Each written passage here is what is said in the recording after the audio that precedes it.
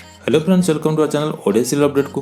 Friends, Tarang TV प्रसारित समस्त serial गुड़िक मध्य वर्तमान यही सीरियल गुड़िक बंद होगा जाऊँगी।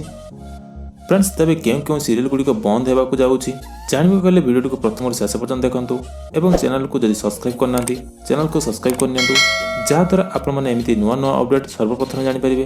फ्रेंड्स, तरंग टीवी, सार्थक टीवी और मंजू टीवी प्रसारित समस्त मेगा सीरियल आपने देखिथे।